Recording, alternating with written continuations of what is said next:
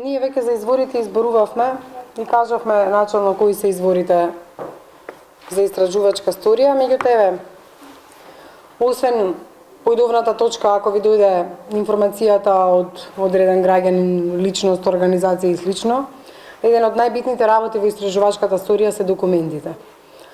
Имаат централно место во истражувањето затоа што тие всушност се фактите и ги подкрепуваат изјавите на луѓето. И не можат да ве злоупотребат, односно да ве тужат ако вие имате факти и документи. Сега документите се тие со кои што можете да располагате, да ги цитирате, да ги објавите.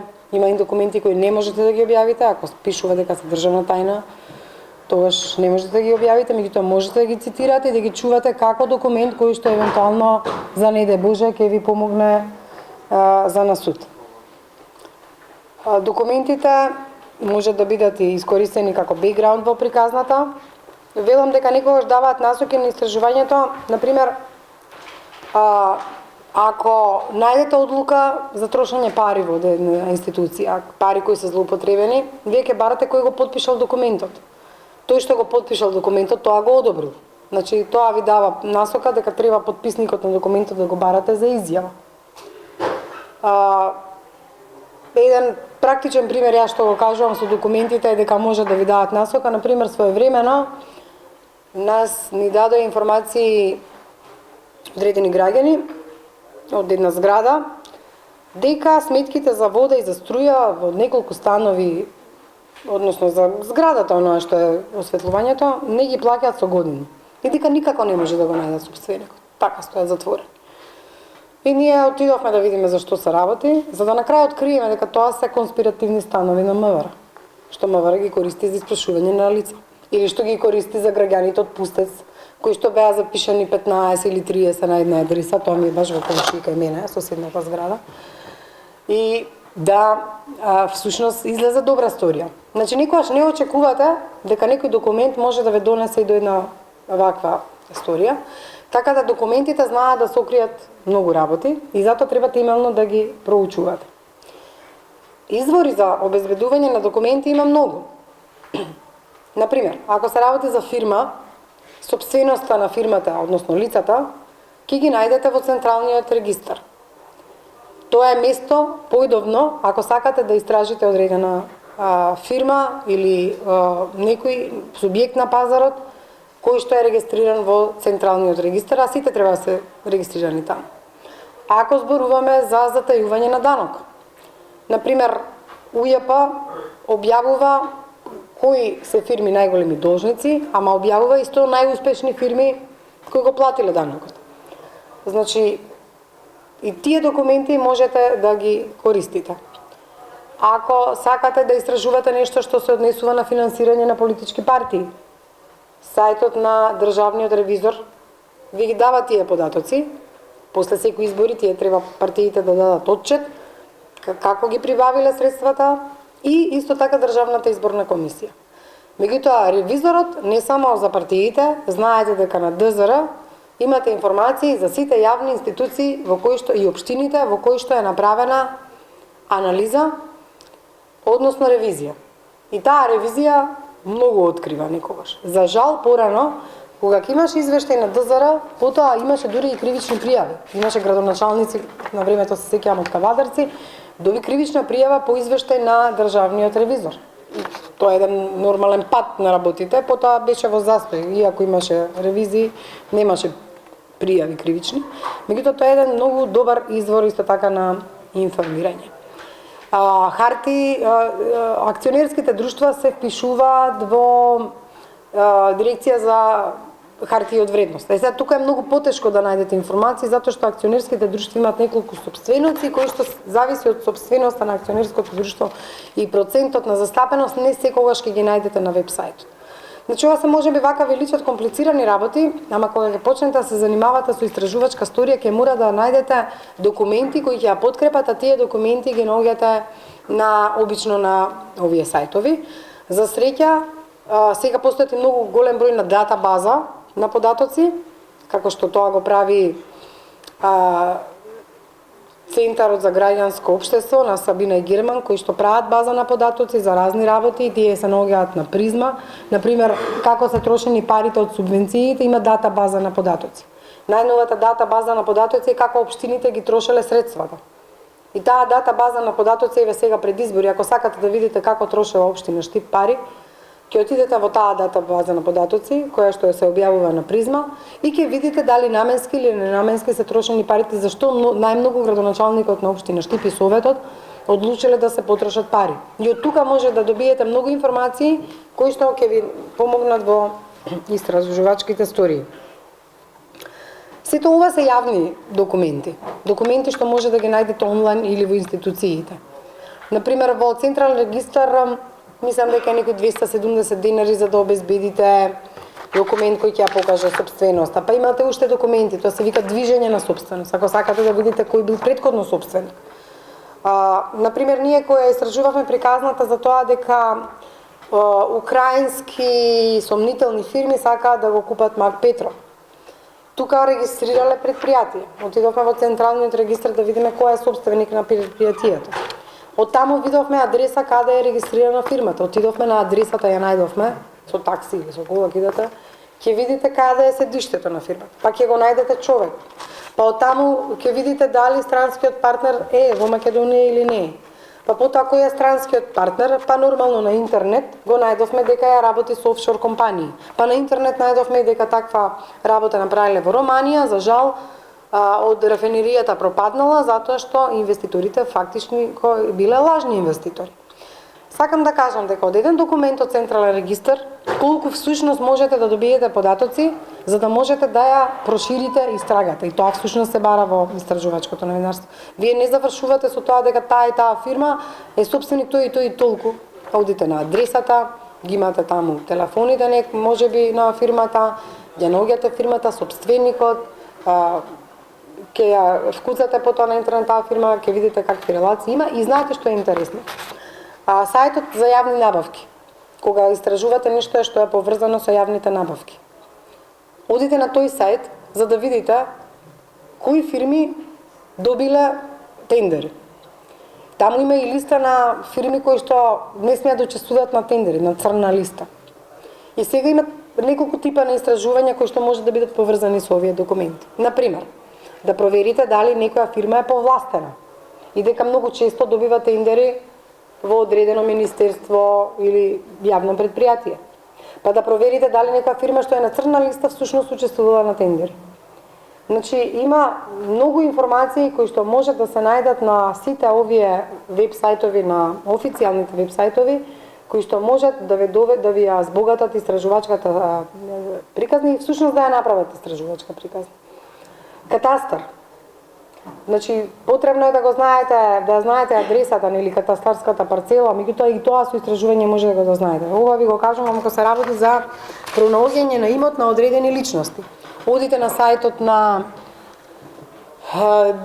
Дирекцијата за спречување на корупција и криминал и таму постојат анкетните листови на функционерите. Постои и на актуелниот градоначалник. За жал не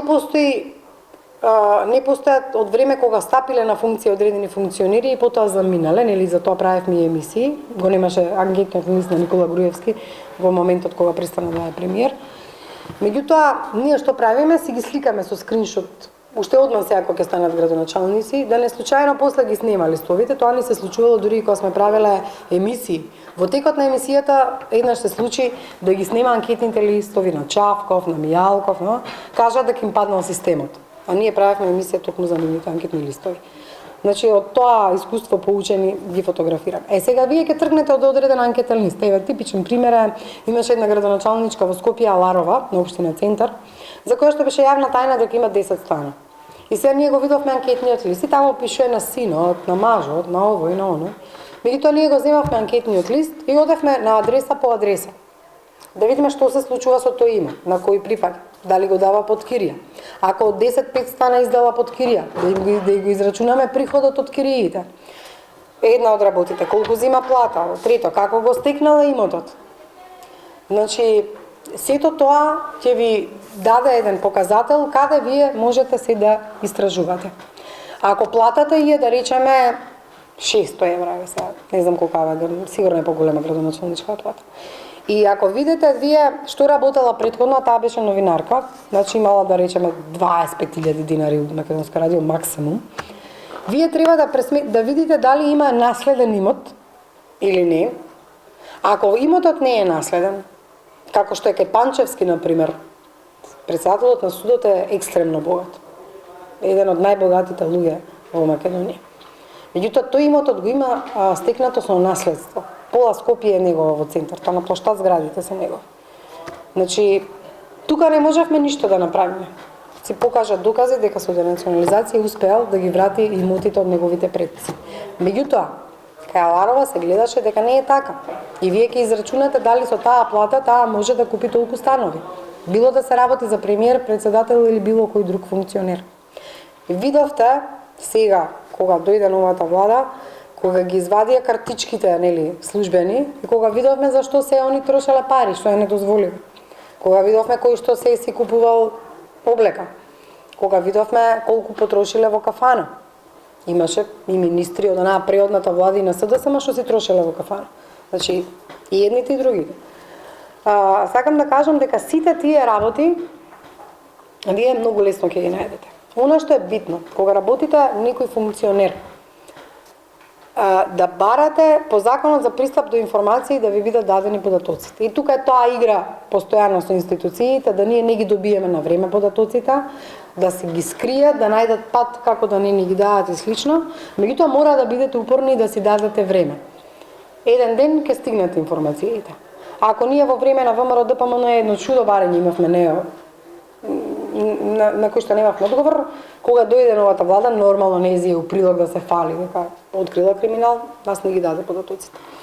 Меѓутоа, немојте да заборавите дека и тие што ќе дојдат на власт се слични и може да приграбат слични алатки за збогатување или непотизам, како што беше случајот кога објавија медиумите дека Рашковски, секретарот на влада, кој што цело време збори за криминалот на претходниците, всушност преку своите, нели, кумови направил адвокатско друштво кое што треба да дава услуги за владата.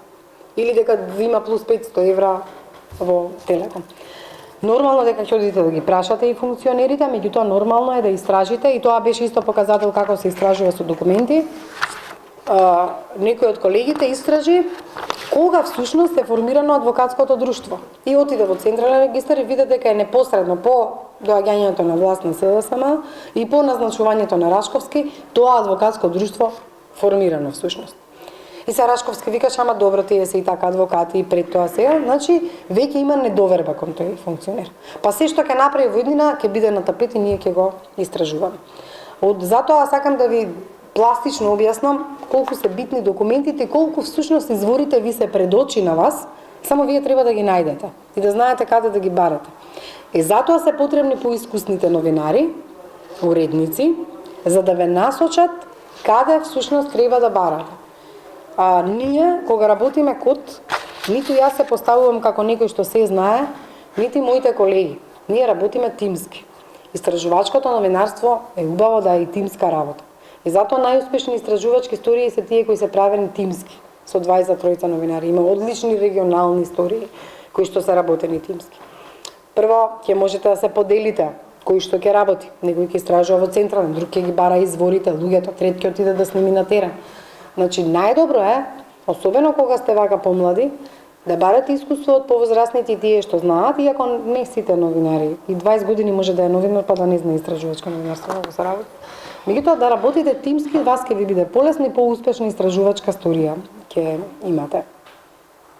Ви кажав, буџети, ревизорски извештаи и договори за работа. Регулаторни тела или пак институции кои истражуваат, како што е антикорупцијската комисија, која што за жал веќе не истражува.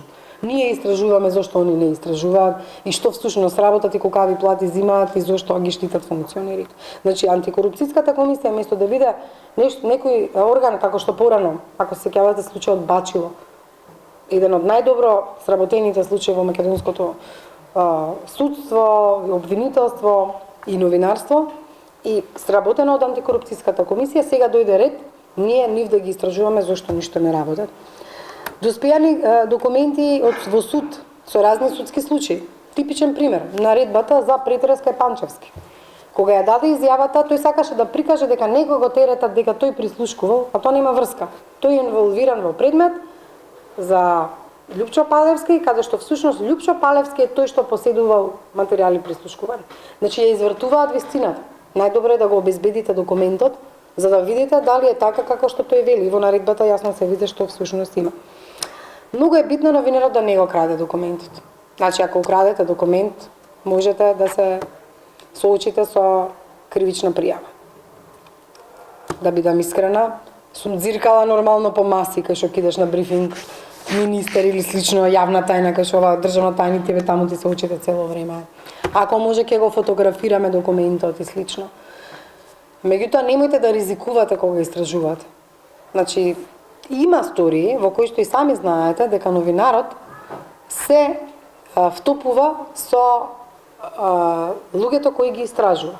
Да речеме, некој ќе биде како мигрант приправен, од овие што имаат нели средства тоа да го направат, и го ја поминува целата мигрантска рута за да види каква е всушност трговијата со луѓе, со мигранти. Има случаи каде што некој се инволвира во вехабистички друштва за да види како функционира вехабизмот во регионот.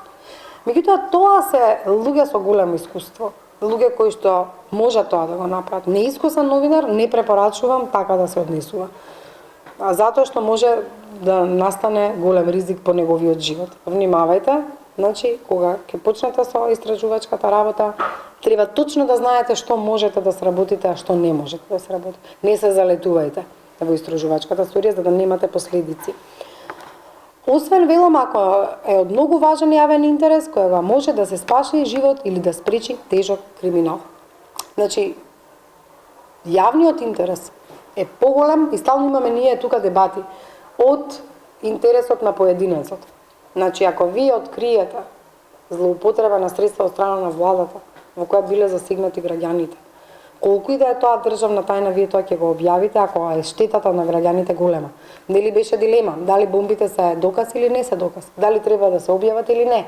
Па нели со посебен закон ни рекоа дека не смееме натаму да објавуваме бомби. Меѓутоа, објавувањето на бомбите беше од јавен интерес.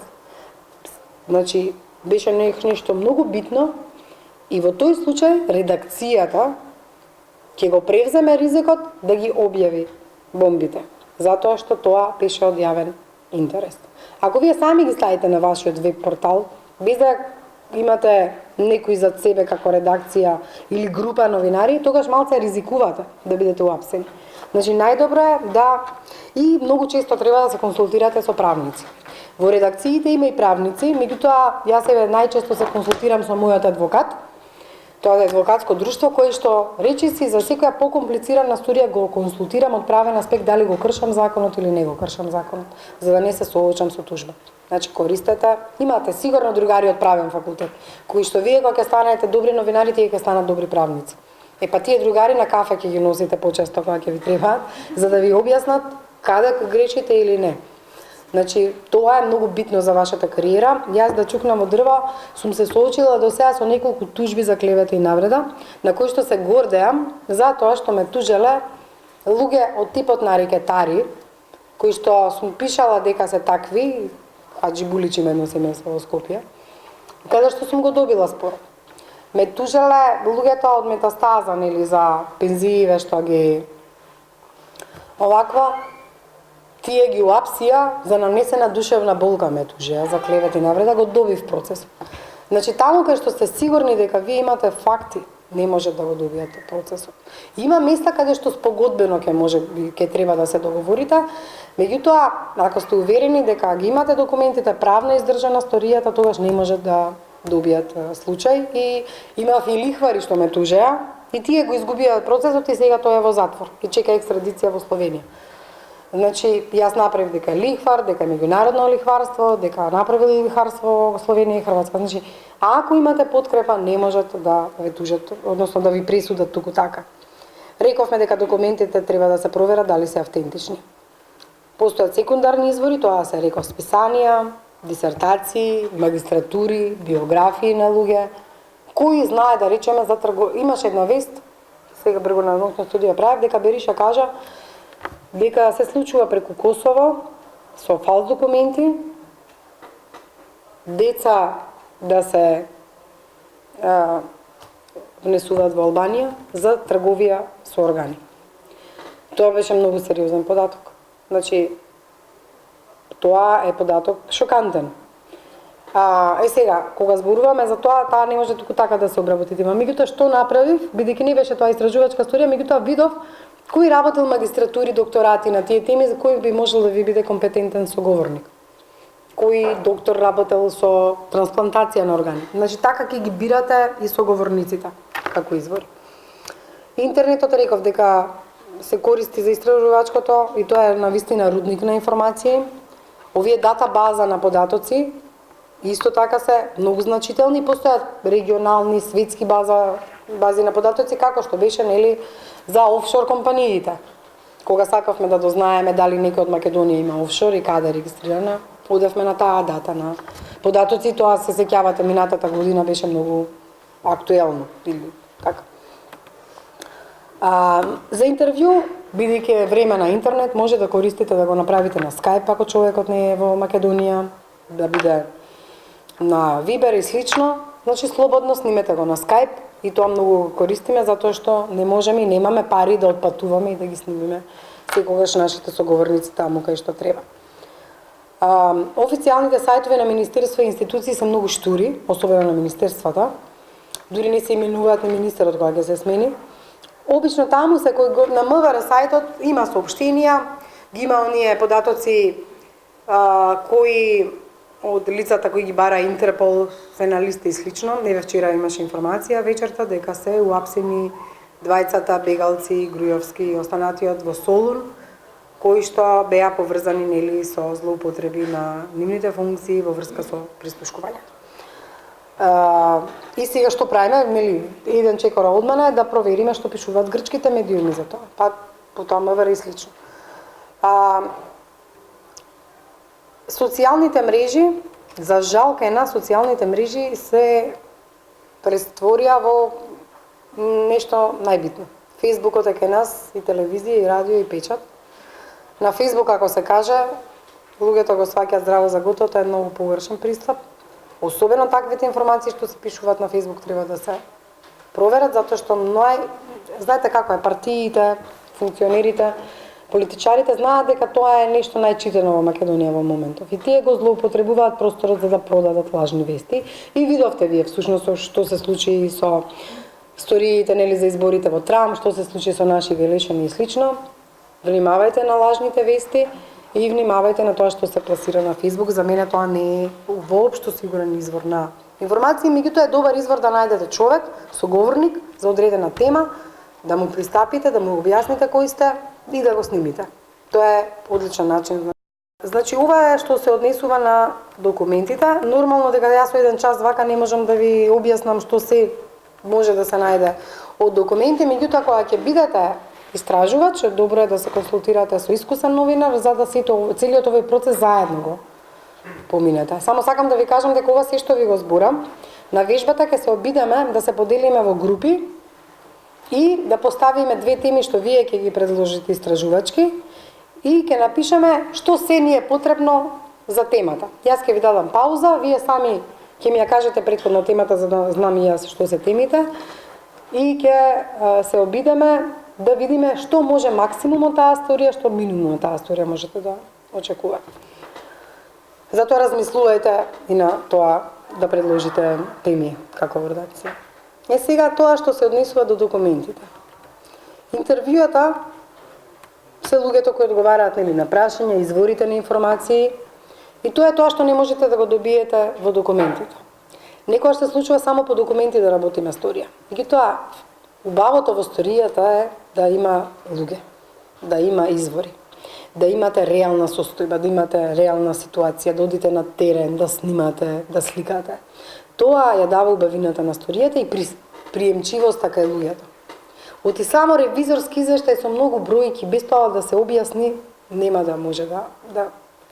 И кога ги објаснувате бројките, например, тие општината потрошила толку и толку средства со кои што можеше да се купат толку и толку инкубатори за детските клиники да спасат толку и толку животи. Значи објаснувате ги пластично бројките ако може. Ова го користат политичките партии, што ви го кажав. Меѓутоа, некогаш на вистина мора да сте сурови и баш така да објасните работа, така се потрошени пари. Новинарите разговараат со официјални представници и извори кои што најчесто ве одбиваат. Битно е да кажете дека сте ги барали, дека ве одбиле. Битно е да покажете дека сте ги барали, дека сте му упатиле порака, СМС, мејл и слично и дека не одговорили на пораката. Може да бидат жртви, некогаш се и тоа и сведоци, може да бидат и соучесници, може да бидат и сторители. Значи, ние сме снимали луѓе во затвор за педофилија. Педофили сме снимали. И тие се извор на информации. Значи, нормално, со резерва ќе ги зимате податоците, меѓутоа не секогаш лажат. Значи, ќе ги проверите и ќе видите дека ја зборуваат и вистината. Меѓутоа, што е битно? Освен што ќе ги имате овие официјални интервјуа, многу се битни оние неофицијални интервјуа. Значи, вие бриферите, тие се многу битни во вашата новинарска кариера. И како извор на информации не смеете да ги изневерите. Значи, тие луѓе се битни и не смеете да ги изневерите, затоа што со тие градите однос на доверба. Било да се работи некој од полиција или слично, значи, тоа ви е однос на доверба. Не смеете да го издадете, да го кажете, да го ставите во опасност. И реков, се почитува анонимноста доколку изворот го повера тоа. Во последно време, свиркачите или дојавувачите, знаете колку е тешко во Македонија да си свиркач. Дури сега почнавме да зборуваме за свиркачи и луѓе кои што работат во одредени институции, кои се жалат на одредени проблеми, мобинг и слично. Меѓутоа, има само неколку луѓе во Македонија што јавно проговориле дека биле свиркачи и нормално останале без своите работни места. За разлика од нас во Хрватска ова е многу развиено, постојат здруженија на свиркачи, постојат цели организации и тоа е многу по-добро организирано отколку кај нас, меѓутоа свиркачите се многу битни. Свиркачите се тие што може да ви дадат податоци и документи. Како што се подготвувавте за обезбедување на документи, така исто така се подготвувате за интервјуто, кој е човекот, кој податок може да ви го дае, кои се прашањата што можете да му ги поставите. За секој интервју мора да се подготвите. Бидејќи ние најта вчера интервјуто, иако не е истражувачка со Панчевски, ние новинарите добивме критики дека не сме биле доволно остри.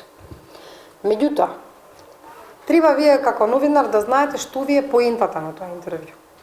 Ние можевме да се спуштиме на нивото на навреди на Панчевски. Меѓутоа, прашањето дали ние така ќе го добиевме одговорот. Нашето е да покажеме факти и тоа што ќе го прашаме да го подкрепиме со факти. Не можеме да си дозволиме како новинари по секоја цена да го правиме тоа што го очекува публиката. А публиката очекувала да го растргнеме ние ако може вчера сите. Ми се јавија пријатели, ама бевте благи, ништо не му направивте, тој заслужува ова. Вие како бевте многу млаки и слично. Дека не ве поведува таа стихија на атрактивност. И гледате кога има дебати на разни телевизии, некојаш има дебата само за да се скараат, за цело време се расправаат. Ама нема поента од дебатот. Ама била одлична дебатата и тот била гледана, пошто нон-стоп се карале, тие новинарци молчи. И сега треба вие да сватите дека во истражувачкото новинарство нема екзибиционизам. Вие нема да направите сторија кај што ќе ве гледаат зашто тој бил многу галамен, туку затоа што треба да покажете факти. Јас секогаш го кажувам примерот со истражувачката сторија за Цеца и злоупотребите што ги имаше Ражњатовиќ за од фудбалските клубови, парите, имотот нели беше замрзан, алка носеше. Тоа беше сериозна истражувачка сторија. Ама таму доволно е Цеца да се појави и сите ќе ја гледаат. Значи, не смеете да се дозволите дури и кога Цеца е во прашање што знаете дека по дефолт ќе ја гледаат, да не ја направите истражувачката сторија. Отидовме до Белград, ги консултиравме адвокатите нејзини, ги најдовме податоците и слично и направивме сериозна истражувачка сторија која ќе се гледа затоа што истражува, а не затоа што Цеца ќе ни даде интервју. Значи, мора да бидете сериозни. Јас секогаш викам дека теренската работа е исто така суштинска, особено за младите репортери. Ако вие се научите дека од редакција и од канцеларија ќе си ја правите истражувачката сторија, тогаш за мене тоа не е новинарство. Значи, не е новинарство да правите стории од канцеларија. новинарство да излезете на терен. И не толерирам во редакција новинари кои што ги мрзи да излезат на терен. Дури обратен процес има кај мене, казна се вика тоа. Ако некој нели мисли дека ќе оди цело време во собрание, па ќе оди во кабинет во влада, па ќе наоѓа само извори меѓу политичарите, греши. Особено ми е драго таквите новинари на избори да ги пратам во некое село, да отидат да прават истражување вака за субвенции по, значи да излезат на терен и да видат што всушност е новинарството. Новинарството истражувачка не е салонско новинарство и не се работи во канцеларија. Многу е битно да ја почувствувате работата и да го почувствувате проблемот на луѓето, да се соочите со тој проблем, да го снимите, да го видите, да биде тоа реално прикажано, не само преку. За undercover reporting зборавме. Во Македонија не се сеќам дека некој направил сериозна истражувачка сторија undercover. Зошто? Ние сме едва 2 милиона со иселените луѓе од Македонија, особено млади, многу помалце. Секој со секого се знае, прво тешко е да се скриеш. Второ, луѓето од телевизија како мене па и не можат нели незабележано да поминат. И трето, нема средства и време за да се направи тоа, меѓутоа кажав дека во регионот има такво нешто. До 12 ми е предавањето? Ајде уште за пречките. Вие за време на истражувањето ќе се соочите со многу пречки. Една од најлошите работи, например, беше ако редакцијата не ти ја поддржува истражувачката работа. Иако сте во право, иако имате вистина откриено, иако сакате да ја покажете сторијата, ако редакцијата не сака да ја прикаже, тоа е многу разочарувачки. Меѓутоа, кажав јас и во изјавата што ја дав сега за медиумите, дека вие мора да истраете и да се обидете да си го одбраните новинарскиот интегритет. Да разговарате со уредниците, да разговарате со новинарите, доколку не поминува таа истражувачка сторија таму, да побарате начин да се објави на друго место. Затоа што ако постојано наидувате на блокади, тогаш не може никако да направите истражувачка сторија. Нас тоа не се случувало и сме се обиделе максимално да не влијае на нас тоа. Значи битно е редакцијата да ве поддржува во истражувачката сторија. Пристапот до информација е различен во секоја земја. Овој законот за пристап до информација некаде побрзо ги дава документите, некаде поспоро, во балканските земји речиси секаде е исто. Меѓутоа, бидете трпеливи и ви кажав, имате и други извори, не мора да чекате само на тоа. Пречките се нерелевантните и непроверените информации, пречки се нерелевантните извори, пречки се лажните објави, лажните вести и подметнувањето на документи. Знаете како е, некои луѓе сакаат да рекетираат преку нас. Значи, јас имам документи, зашто не добив на тендер, доби друг. Не секогаш се во право. Тие можеби ќе се обидат да ви подметнат податоци или документи. Или пак, преку вас, да обезбедат место одредено, било на тендер или слично. Значи, внимавајте кога ви ги нудат документите, со која цел ви ги нудат тие документи. Некојаш ќе сакаат да уцрнат личност, и снимки може да ви нудат. Ви треба да процените дали смеете или не смеете да ја пуштите таа снимка. Значи, сето тоа се договара во редакцијата. И за тоа е навистина потребна помош. Неодговорност на новинарите до крај да го спроведат истражувањето, и тоа се случувало, особено кога сме ги имале овие регионални истории, некој ќе го мрзи повеќе, некој повеќе, помалце. Меѓутоа, ако вие пријавите тема кај мене како уредник и не ја сработите еднаш, два пати, вие сте несериозен новинар. Значи, јас ја обезбедувам максималната помош за новинарите, меѓутоа и од нив очекувам да си ја сработат работата. И затоа нормално во една редакција има време на траење на завршувањето на обврските. Буџетот реков дека е најголема пречка во редакциите. Обидете се да го натерате уредникот, да го убедите со документите кои ги имате, со изворите кои ќе му ги прикажете, дека таа сторија заслужува внимание и заслужува да биде објавена на вашата телевизија или во вашиот весник или на порталот. Значи, тоа е многу битно, затоа што само така ќе добиете средства, а средства не зборам во пари, поголема плата можеби. Средствата се автомобилот, снимателот, фотографот, значи средствата за работа што ќе ги добиете и времето, за да не работите други работи, за да можете да ја направите истражувачката сторија. Има и многу други пречки, објективни, како што е политичката состојба во земјата, економската состојба во земјата и слично, меѓутоа и вие сте сведоци што и да се случуваше во државава, не згасна истражувачкото новинарство до крај. Имаше амплитуди на поуспешно и понеуспешно новинарство, меѓутоа, ние барем од КОТ, кои постоиме од 2007 година,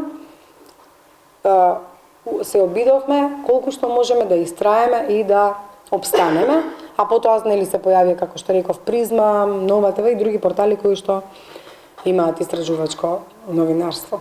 Значи, не е точна тезата дека можат сите да ги замолчат преку ноќ, дека нема да постои истражувачкото новинарство. Тоа може само да даде дополнителен мотив да постои новинарството и да обстои. Така што не верувам во тие генерални оценки дека заради одредена политичка ситуација не постоело истражувачко новинарство. Мислам дека се зависи и од нас новинарите. Не се до другите. Ние некогаш и сами треба да се свртеме во самокритика и да видиме колку и од нас зависат работите. Колку ние сме го одбрале полесниот начин на работа, а колку сме го одбрале потешкиот начин на работа. Секој истражувачки новинар е свесен за ризикот.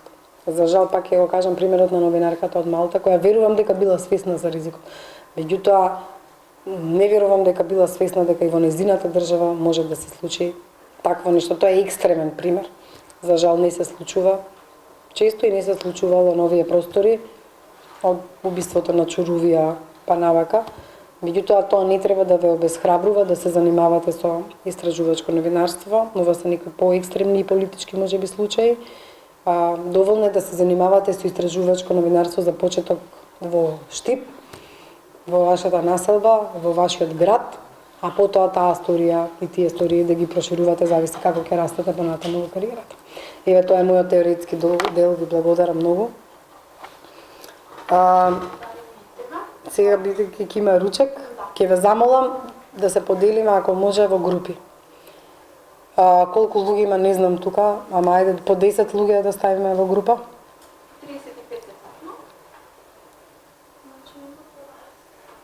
3-4 групи, кои 4 групи. Ај вака одма да ги направиме поделбите според тоа како седите, мада многу сте девојчиња заедно, па машки заедно, ама не сте. Тука само женски сте. Како да ги направиме групи? Ајде, помогнете ми да направиме групи, за да можете да смислите тема за време на ручекот и да ми ја презентирате. Ние нема да ја изработиме, ама сакам да видам какви ви се идеите за истражувачка сторија и сакам да видам дали може тимски тоа да го договорите.